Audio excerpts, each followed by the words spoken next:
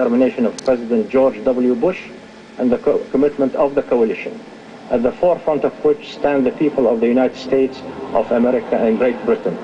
The Iraqis will never forget your courage and sacrifice on our behalf. We are here today to declare that a new Iraq is born, an Iraq where dignity, justice, and human rights are assured for all citizens. There is no risk of a breakup of Iraq, that there is no risk of a civil war. I stand before this assembly as a representative of free Iraq.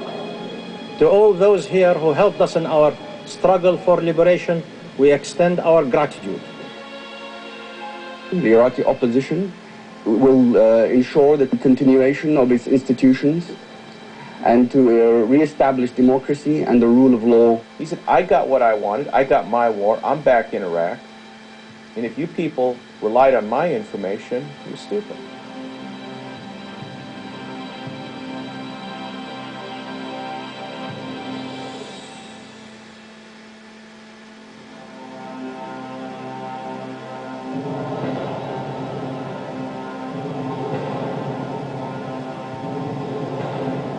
Every year, by law and by custom, we meet here to consider the state of the Union.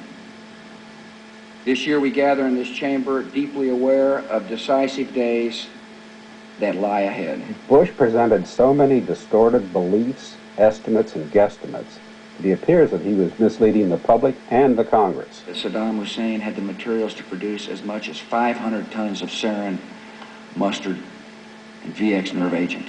Any sarin that they were making in 1990, 1991 had a known shelf life of about 2 months. I have confirmed this with inspectors and analysts who were deeply involved in the 1990s analyses. Well, if you made it 12 years ago and it had a shelf life of 2 months, it may not be safe to drink, but it isn't sarin nerve gas any longer. And there's no way the agency could not have known that. U.S. intelligence indicates that Saddam Hussein had upwards of 30,000 munitions capable of delivering chemical agents. Inspectors recently turned up 16 of them, despite Iraq's recent declaration denying their existence. And then they tried to use the fact that inspectors found 16 of these as evidence that thousands more existed. And again, I mean, as a methodology, it's a very weak way to predict anything. And I think it borders on propaganda to argue that the small number that have been found by inspectors imply that, in this case, over 29,000 exist. Saddam Hussein has not accounted for the remaining 29,984 of these prohibited munitions.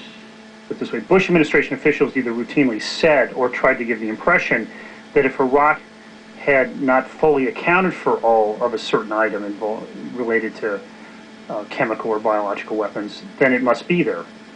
And that's not at all what the inspectors said or found. He hadn't accounted for that material. He's given no evidence that he has destroyed it. And the inspectors could go in and say, okay, we can prove, yeah, you destroyed that set in this way or that set in that way, but these others, we can't prove it. And that doesn't mean that they didn't destroy these warheads or whatever the item was.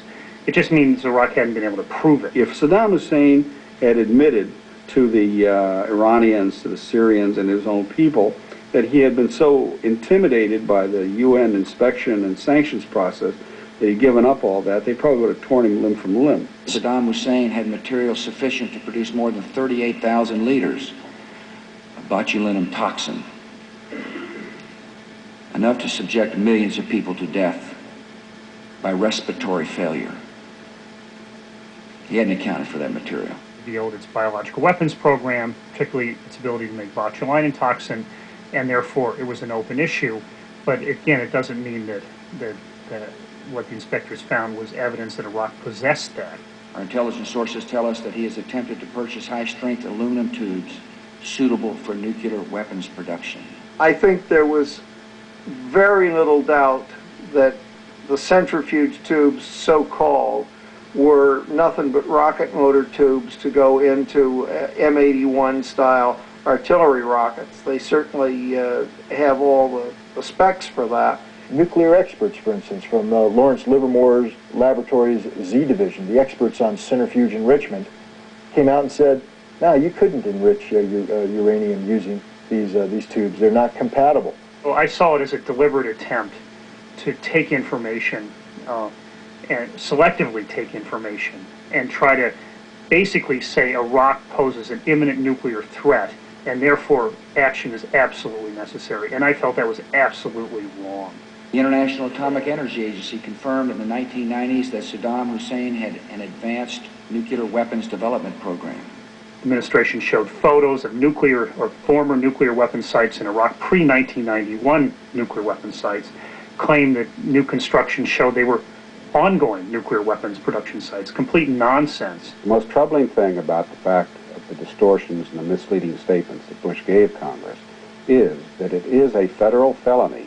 It's a crime to mislead and distort information and present it to the Congress. The British government has learned that Saddam Hussein recently sought significant quantities of uranium from Africa.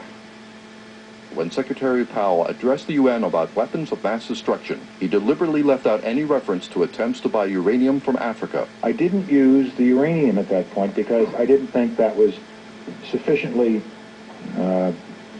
strong as evidence to present before the world. CIA officials warned members of the president's staff the intelligence was not good enough to make the statement, Iraq tried to buy uranium from Africa. In October, for the Cincinnati speech, not for the State of the Union, but the Cincinnati speech, George Tenet asked that this be taken out of the Cincinnati speech, the reference to yellow cake.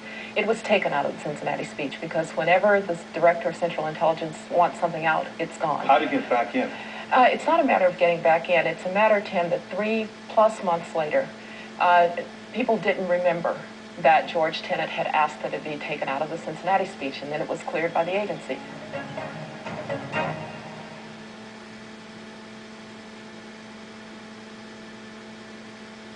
The British government has learned that Saddam Hussein recently sought significant quantities of uranium from Africa. Just 16 words in the State of the Union address, words that we now know were misleading. And retired career diplomat Joe Wilson tried to warn the administration of just that nearly a year before the speech.